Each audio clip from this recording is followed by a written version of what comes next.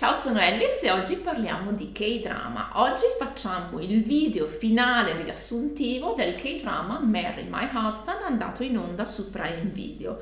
Drama che, se mi seguite, sapete ho recensito di settimana in settimana l'uscita dei nuovi episodi.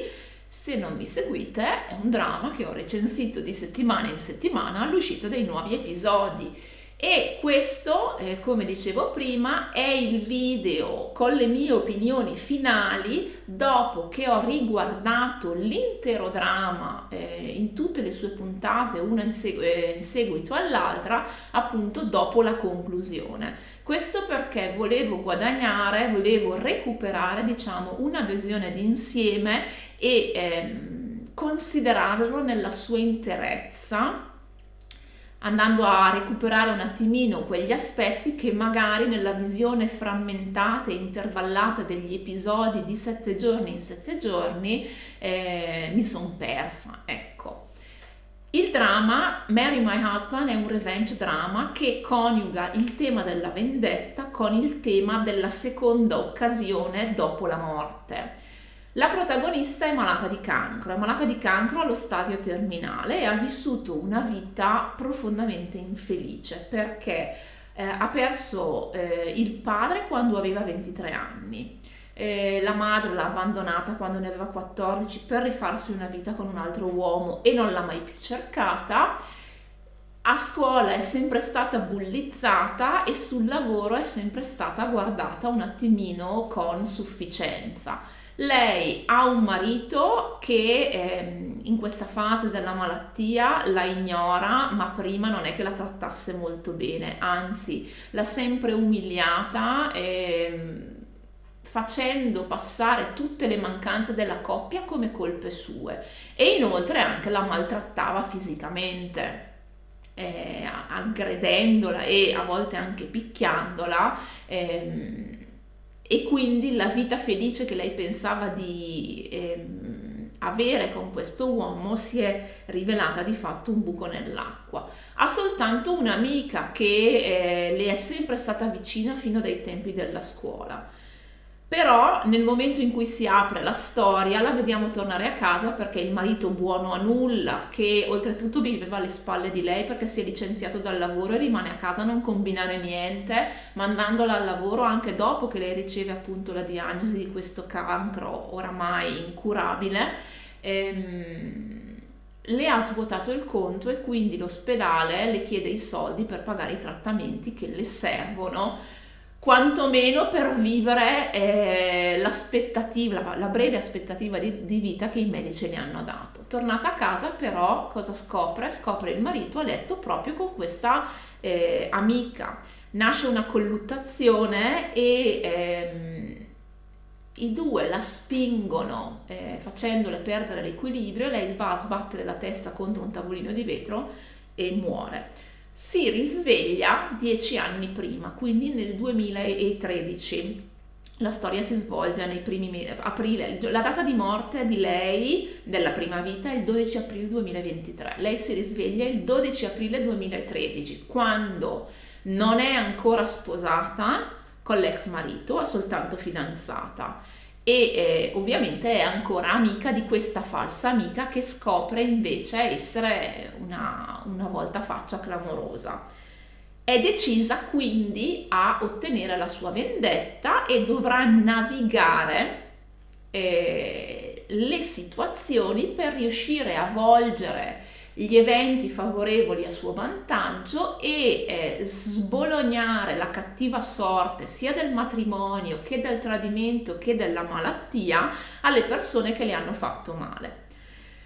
Incontra anche il protagonista che al momento degli eventi della seconda vita del 2013 è manager dell'azienda dove sia la protagonista che l'ex marito appunto che la falsa amica lavorano, e che è anche lui alla sua seconda occasione di vita. Inoltre è sempre stato innamorato di lei ma non ha mai avuto il coraggio di confessare i suoi sentimenti perché pensava che con l'ex marito fosse felice, finché non ha scoperto invece dopo il funerale di lei che le cose stavano ben diversamente. e quindi deciso a fare tutto ciò che è in suo potere perché lei abbia una seconda vita più felice della prima. E quindi ci sono questi eventi che si svolgono fino all'immancabile e lieto fine. Questa storia è tratta da una web novel che è pubblicata su una piattaforma che purtroppo in Italia non è disponibile. Da questa web novel è stato fatto un adattamento in webtoon che io ho letto e che quindi io conoscevo prima di vedere il drama, e per cui basandomi su questo webtoon io avevo grandi aspettative per questa storia, che fino alla puntata 11 sono state grandemente esaudite. Dalla puntata 11 in poi purtroppo è andato tutto un po' a ramengo. Le prime 2 puntate di questo dramma sono fondamentali secondo me, perché dettano la via, mettono dei paletti piuttosto stringenti per quello che sarà poi l'andamento degli eventi. E questi paletti quali sono? Sono che tutto ciò che è successo nella prima vita è destinato inevitabilmente a ripetersi. L'unica cosa che può cambiare è che il destinatario di questi eventi o il protagonista di questi eventi, l'attore principale, la persona che vive questi eventi, queste circostanze, queste situazioni, non necessariamente deve essere lo stesso.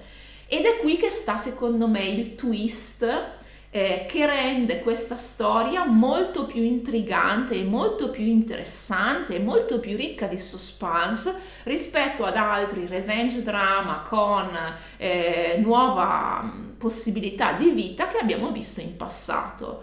Perché la protagonista non è che può arrivare sulla scena e fare il diavolo a 4 e farla pagare ai cattivi e voltare pagina ed essere felice, ma deve stare molto attenta a come si muove, appunto per direzionare il corso degli eventi a suo favore e a sfavore degli altri. Questo però cosa comporta? Che la risposta delle persone sarà diversa, quindi sì, lei ha il vantaggio di conoscere tante cose che si sono già verificate perché le ha vissute, e quindi ha, diciamo, l'upper hand, si dice in inglese, la mano favorevole in questo, da questo punto di vista.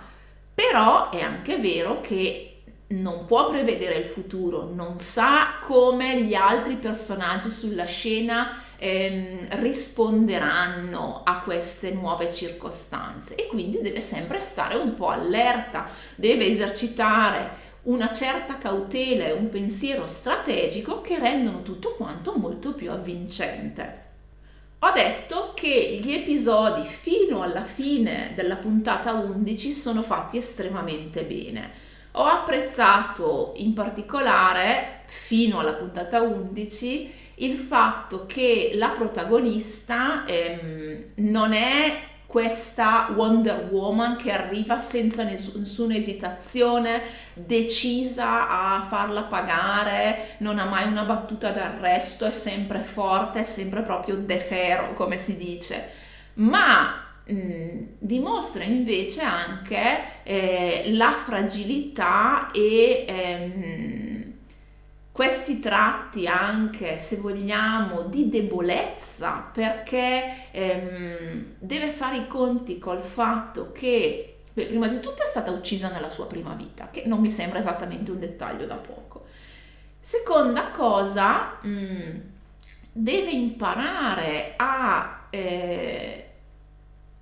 conoscere di nuovo e ritarare la visione che ha avuto soprattutto della falsa amica, di questa amica che è stata accanto a lei per tutta la vita, facendole la bella faccia davanti, ma di fatto causandole tutta una serie di sfortune che hanno determinato la sua profonda solitudine e anche la sua profonda infelicità nella vita precedente. Dicevo, deve venire a patti con questa nuova consapevolezza che peggiora anche nel tempo, perché la falsa amica si dimostra davvero un personaggio meschino e maligno a livelli sempre più alti, e lei, la protagonista, fa davvero fatica a livello psicologico a conciliare anche questa nuova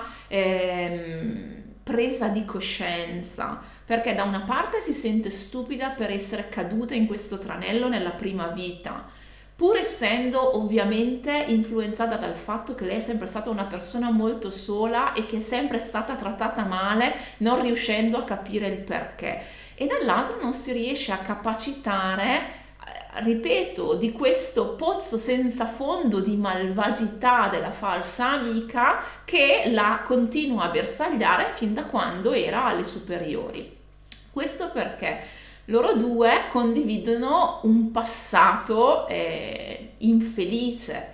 Dicevo, la madre della protagonista ha abbandonato la famiglia quando la protagonista aveva 14 anni e si è fatta una nuova vita con un altro uomo. Quest'altro uomo è il padre della falsa amica, che quindi incolpa la protagonista di tutta la sua sfortuna familiare, non considerando che la protagonista a sua volta è stata una vittima in questa circostanza, e la sua unica fortuna è stata che suo padre le ha sempre fatto sentire l'amore, e anzi l'ha sempre ricoperta d'amore in grande misura, quasi a compensare la mancanza della madre, laddove invece la madre della falsa amica l'ha sempre incolpata del fatto che il marito l'avesse abbandonata. E in più, cioè, la falsa amica ha chiaramente un problema psicologico, perché lei non si limita a rendere impossibile la vita alla protagonista, ma la vuole anche legare a doppia mandata a sé, perché le vuole proprio precludere ogni possibilità di felicità, vuole impossessarsi di tutte le cose belle che capitano nella vita della protagonista, facendole terra bruciata intorno e legandola a sé in una maniera quasi morbosa, anzi senza il quasi. E se non è da psicopatici questa cosa, è veramente, non saprei come altro definirla. La storia è abbastanza fluida e coerente, con un buon ritmo e un buon gioco anche psicologico fino alla fine della puntata 11, quando arriva sulla scena un nuovo antagonista, nella persona della ex fidanzata di lui. Ex fidanzata di lui, che in realtà ha sciolto il fidanzamento deciso dalle famiglie quando questi due erano ancora bambini, in maniera consensuale, perché lui è sempre stato estremamente apatico, uno stacanovista, una persona che non ha mai mostrato all'esterno le sue emozioni, quindi una persona, se vogliamo, molto poco interessante. E questa ex, quando lui, nel momento in cui le cose con la protagonista si fanno un pochino più intense, corre subito a recidere il fidanzamento, cosa che aveva fatto anche nella prima vita. In realtà nella prima vita loro due, queste due persone, il protagonista e la ex, si erano sposati, ma dopo il funerale della protagonista lui si rende conto che non è più interessato a avere un matrimonio di interesse, anche solo per mantenere la facciata, e quindi tronca la relazione. In questo caso lo fa prima che le cose con la protagonista si concretizzino in una relazione vera e propria. Questa, che sottolineo aveva sciolto il fidanzamento in maniera consensuale, decide che no, siccome lui con la protagonista sta sbocciando, allora è di nuovo interessata a lui. E quindi arriva sulla scena alla fine della puntata 11, ma di fatto dalla puntata 12 alla 16, puramente per creare scompiglio in concerto con l'altra coppia, quella fatta dall'ex marito della protagonista e dalla falsa amica, con gli altri due antagonisti, per mettere i bastoni fra le ruote alla coppia principale. Il problema è che l'ingresso di questa nuova figura è puramente strumentale al destino di lui. Lui nella prima vita muore in un incidente stradale. E siccome, vi ripeto, nelle prime 2 puntate erano state esplicitate le regole del gioco, ovvero ciò che è successo è inevitabile che riaccada, qualcuno deve morire al suo posto e questa ex viene portata sulla scena solo per questo scopo, per prendersi il destino di lui. Il problema qual è? È che in 4 puntate non si può sviluppare un personaggio, soprattutto un personaggio che è stato nominato sporadicamente nelle 11 puntate precedenti, ma senza che siano stati creati i presupposti, il setting, il contesto perché lui si inserisca, perché questo personaggio si inserisca in maniera costruttiva ai fini della trama o distruttiva ai fini della trama. Questa è una persona che viene messa lì soltanto perché poi si dovrà pigliare il destino di lui. Basta. Non è introdotta in maniera pensata, non ha un arco narrativo che sia studiato. Non crea nella coppia protagonista un'evoluzione, un upgrade, non è funzionale a nulla. Beh, del resto, se viene introdotta all'episodio numero 12, cioè ha ben poco spazio di manovra anche perché dia un contributo di sviluppo alla trama, ok? Infatti, non è mai capitato che un personaggio introdotto, io vado anche un paio di puntate indietro, dalla puntata 10 in poi di Punto in Bianco, abbia mai dato un contributo significativo allo sviluppo della trama. Purtroppo, per quanto mi riguarda, nella mia esperienza non ho mai visto un dramma in cui ci fosse uno schema di questo genere che poi si risolvesse o che avesse un risvolto positivo, che fosse costruito in maniera pensata, che desse un apporto in termini di trama, in termini di evoluzione del personaggio, in termini anche di plot twist. Sono cose calate dal cielo solo perché devono svolgere un ruolo e una volta tolto quel ruolo, una volta ricoperto quel ruolo, svolto quel compito, basta, tanti saluti, ciao. In questo caso questa tizia arriva, sta lì, rompe un po' le scatole per 3 o 4 puntate, muore e praticamente sdogana il lieto fine del protagonista. Il problema è che il protagonista ha una storyline secondo me un po' fiacca, perché il suo arco narrativo per me è stato gestito molto male. Diversamente dal webtoon in cui muore per suicidio, qui lui muore per incidente stradale. E siccome, come ho già detto, l'inevitabile è destinato a ripetersi, lui deve, giustamente, si rende conto che è difficile sbolognare il suo destino a un altro. E quindi per tutta la sua presenza a fianco della protagonista, lui non fa altro che cercare qualcuno che le starà vicino per renderla felice.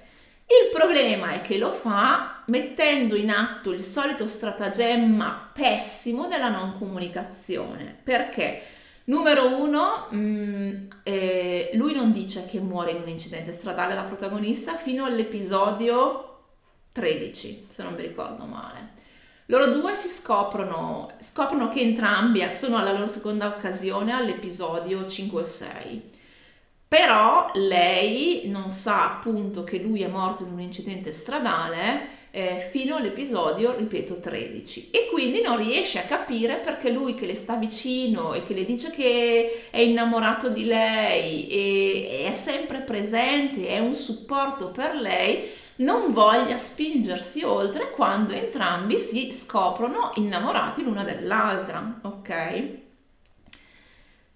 Perché lui ha deciso che il modo per stare vicino a lei è trovare una persona che abbia un'aspettativa di vita più lunga della sua, senza però chiedere alla protagonista se è d'accordo a stare con quest'altra persona. Quest'altra persona è il primo amore di lei, delle superiori, storia che avrebbe potuto essere qualcosa di bello, ma è stata mandata a monte dall'intervento della falsa amica che ha allontanato i due avvelenando i rapporti e il cui intervento maligno viene scoperto solo molto più avanti, solo appunto in questo 2013, quindi 20 anni dopo la fine delle superiori. Questa mancanza di comunicazione inoltre rende strascicati anche lo sviluppo degli eventi, perché, ripeto, lui il protagonista pensa di piazzare questo chef a fianco della protagonista. La protagonista si rende conto che l'occasione è passata, riallaccia i rapporti con lo chef, ma si rende conto che loro due possono essere solo amici e niente di più, perché lei ha dei sentimenti per il protagonista. Dicevo, rende strascicati gli eventi perché lui non le manifesta mai, perché lui, tacendo la sua fine, di fatto non dà l'occasione a lei di essere a conoscenza di tutti i fatti e quindi di decidere liberamente, perché lei potrebbe anche decidere, va bene, tu di qua a 10 anni muori. Viviamo insieme felici questi 10 anni, ti sembra poco? Passare 10 anni con una persona di cui sono innamorata? Non lo so, a me non sembra poi così poco. Certo, è brutto pensare che c'è una fine, però privarsi del tutto di questa opportunità non mi sembra ugualmente intelligente. E in più questa mancanza di comunicazione poi avviene anche da parte sua di lei, perché nel momento in cui questa ex torna sulla scena, lei, scottata dall'esperienza della madre, prende le distanze da lui, mettendoci un po' per permettergli invece di spiegargli come stanno le cose. E tra l'altro rinfaccia in una maniera secondo me abbastanza ipocrita a lui il fatto che non si può sciogliere una relazione del genere in maniera unilaterale. Scusami, ma tu con l'ex marito che hai piantato dopo l'incontro con la madre di lui che sapevi che sapevi essere una stronza con la patente da stronza, non hai comunque sciolto le cose in maniera unilaterale? Ho capito che lui era un buono a nulla, manesco e un personaggio veramente piccolo, umanamente piccolo, però cioè, quando uno non vuole portare avanti una relazione, cioè a chi è che deve chiedere il permesso per non portarla più avanti? Mi è sembrata una cosa veramente un po' tirata per i capelli, come discorso da rinfacciare a lui in merito al suo comportamento, ok? Uno. E due, in questa circostanza, perché lei ha paura di comportarsi come la madre. Lei se ne esce, gli sceneggiatori in realtà tramite lei se ne escono con una battuta estremamente infelice di lei che dice della madre che ha preferito essere una donna piuttosto che una madre. Cosa vuol dire questa cosa? Allora, prima di tutto una madre è donna, cioè non è che una donna che diventa madre smette di essere donna, cioè tua madre non è che ha preferito essere donna prima di essere, piuttosto che fare la madre, ha preferito essere egoista e ha preferito mettere davanti i suoi bisogni e la sua rispetto al bisogno di una figlia, perché piantare il marito e farsi una vita con un altro non le impediva comunque di prendersi cura della figlia, eppure lei ha scelto di non farlo perché ha messo davanti se stessa ai bisogni di una figlia 14enne, ma non ha mai messo davanti i suoi bisogni perché era donna, ha messo davanti i suoi bisogni perché era una persona egoista, che è una cosa ben diversa. Chiudiamo qui questa cosa, che quando l'ho sentita la prima volta ho detto what the fuck, ma va bene.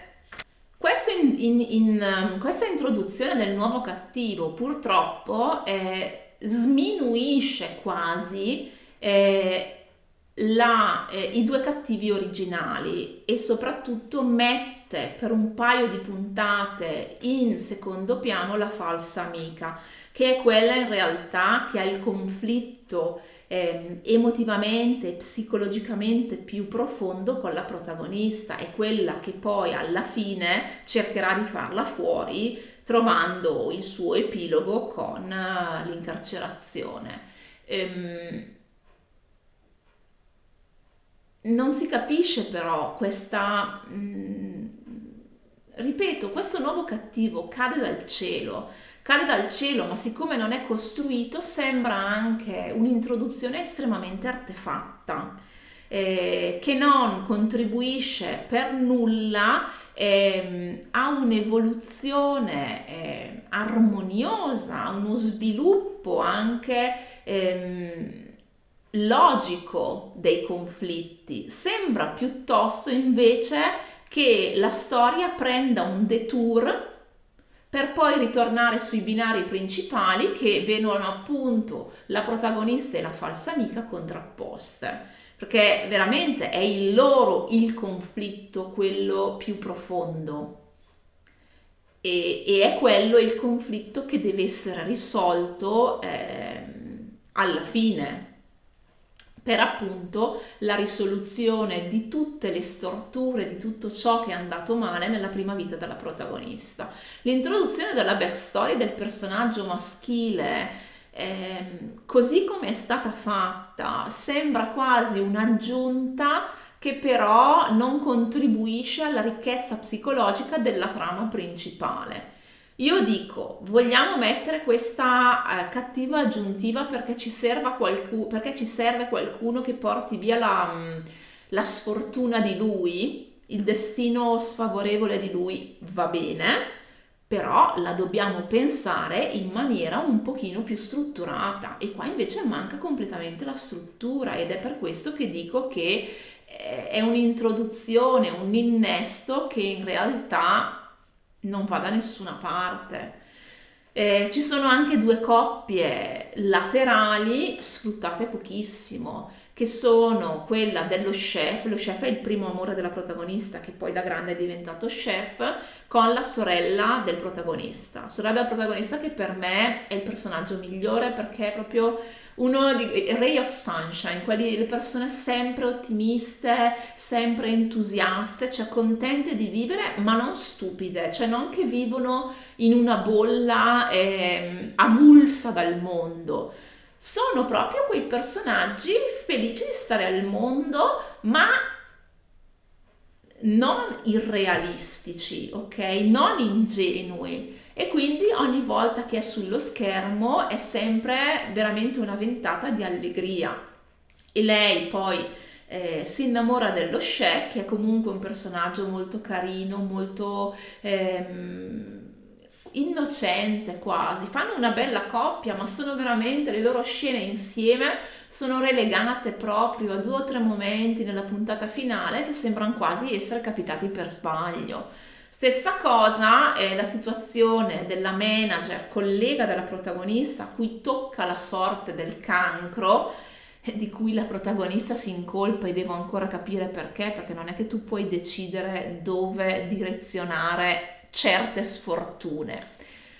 Laddove la tresca tra l'ex marito e la falsa amica la puoi un po' manipolare perché crei le circostanze perché loro due stiano insieme, vai un attimino a fare leva sulla gelosia di questa falsa amica, sventolandole davanti agli occhi che tu sei felice perché hai un fidanzato con cui vuoi costruirti una famiglia e quindi quella là quell'altra quindi macera questa cosa nella sua bile e quindi fa di tutto per portarti via quello che pensa ti renda felice. Lì c'è una manipolazione strategica che puoi controllare fino a un certo punto, ma un cancro, così come un incidente stradale, come fai a decidere di direzionarlo da una parte all'altra? Certo, puoi dirle di stare attenta all'alimentazione, a prendersi cura di sé, a non essere così stressata, a fare dei controlli regolari, però cioè, lo sappiamo benissimo che purtroppo ci sono anche persone che conducono uno stile di vita sanissimo, che si controllano regolarmente e a cui viene il cancro. Quindi questa cosa anche l'ho trovata un po' illogica. Dicevo, la sfortuna, il pacchetto sfortuna malattia arriva alla manager collega di lei, a cui lei sta molto a fianco, perché poi questa manager inoltre viene tradita anche dal marito, che è un altro buono a nulla pari all'ex marito della protagonista.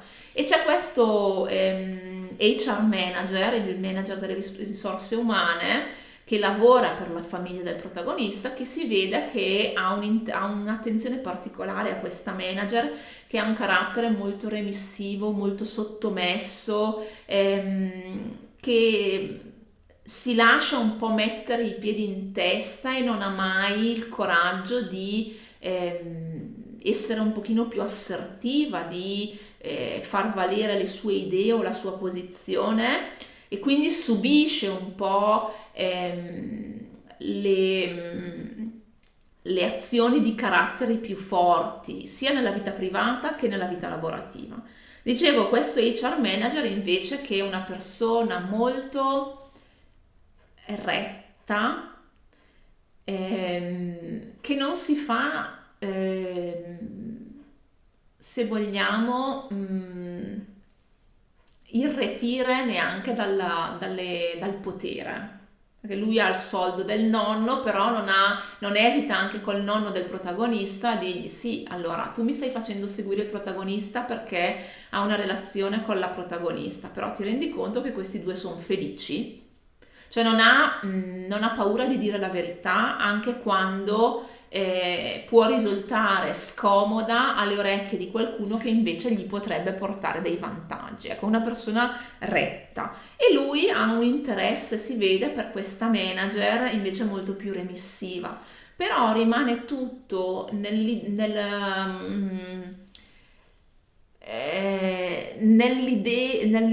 nella bolla del gioco di sguardi, di frasi cortesi, ma sembra non prendere mai il volo, ed è un peccato, perché anche qua ci sarebbe stato, secondo me, molto più spazio di manovra. Avrebbero potuto usare le storie di queste coppie secondarie per dare un pochino più di varietà alla narrazione. Invece magari indugiano in alcune scene in cui il tipo degli amici di lui vanno dall'ex marito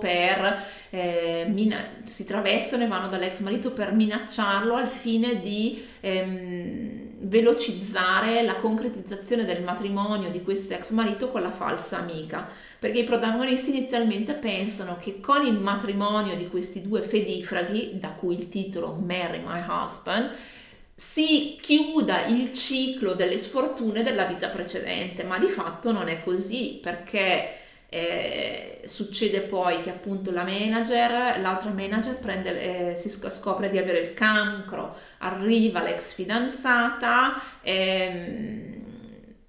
altre cose, diciamo residuo, strascico della vita precedente, che non si risolvono con il semplice matrimonio. diciamo, ecco, queste due coppie secondo me avrebbero potuto essere sfruttate molto meglio per rendere la trama più variegata e comunque più avvincente in un momento in cui il ritmo e in un certo senso anche la fluidità logica sembra andare fuori dalla finestra con l'introduzione di un personaggio a 4 episodi dalla fine, maledetti. C'è da dire che tutti gli attori hanno fatto un ottimo lavoro.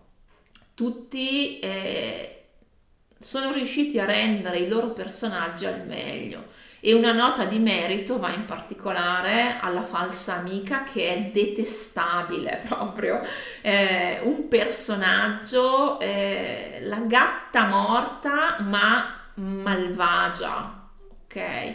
Ha fatto veramente un lavoro secondo me sublime, perché rende proprio la deviazione mentale di una persona che non si limita a volere la tua sfortuna, cioè proprio lei vuole danzare sul tuo cadavere.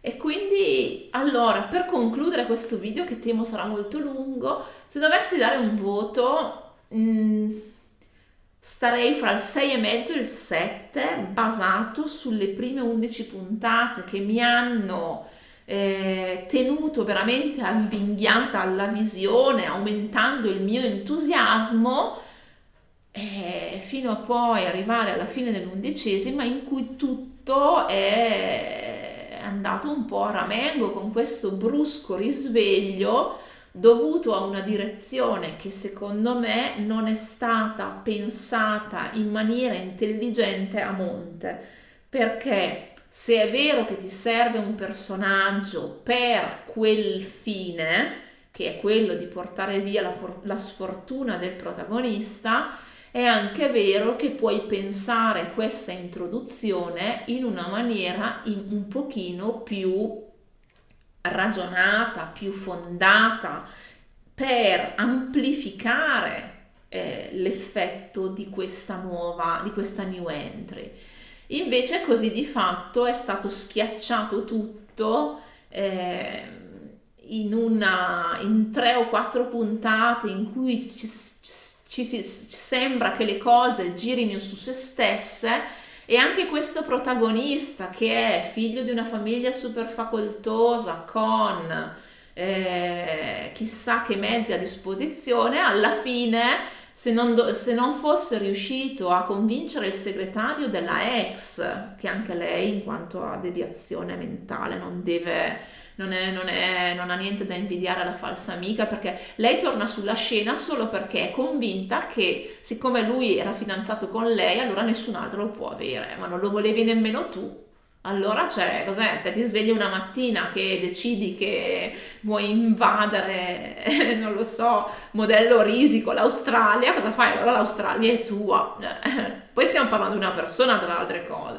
Dicevo, anche lui, che è super mega facoltoso, fa, mena, briga, però alla fine, se il segretario di questa ex non avesse a un certo punto delle remore morali, perché la ex vuol far fuori il padre della falsa amica e la madre di lei, che ha coinvolto insieme all'altra coppia, di fatto in un tentativo di omicidio della protagonista, sventato dal protagonista, che invece viene centrato dal camion e mandato all'ospedale.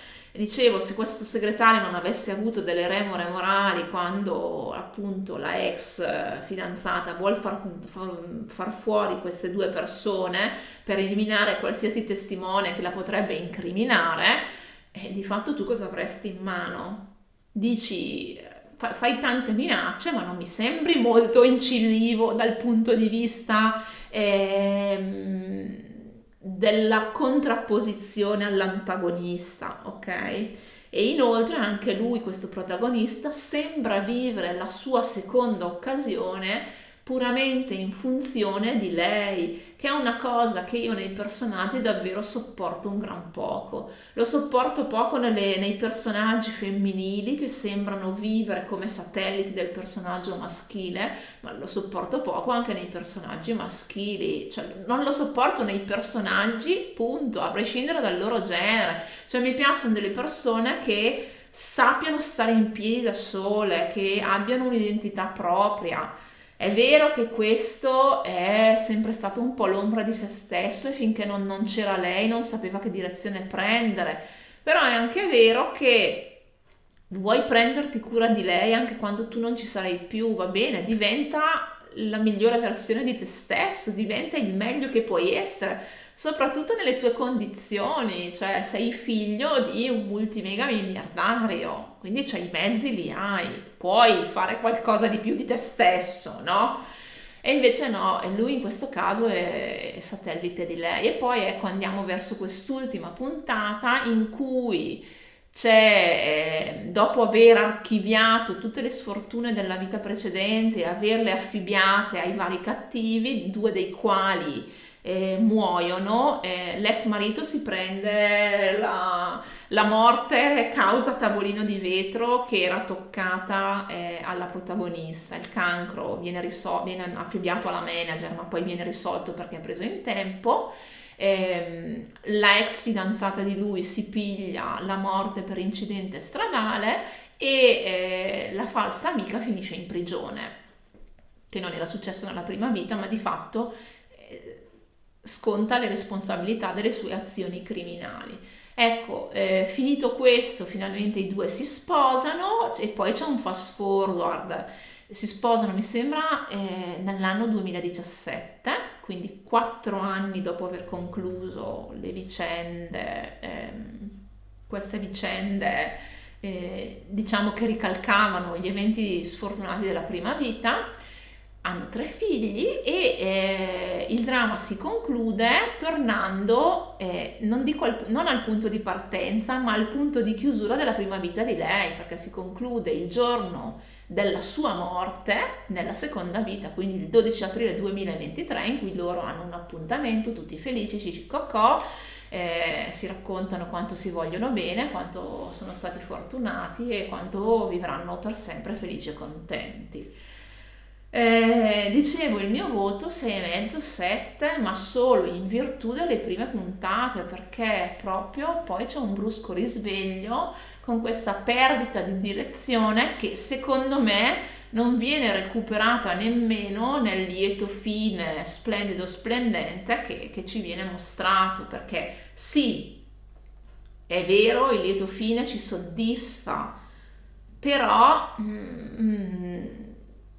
ci soddisfa per quanto è successo fino alla puntata 11, perché di fatto gli episodi tra il 12 e il 14 e mezzo, 15 ci hanno fatto un po' perdere la tramontana e quindi io personalmente ero ancora un pochino disorientata.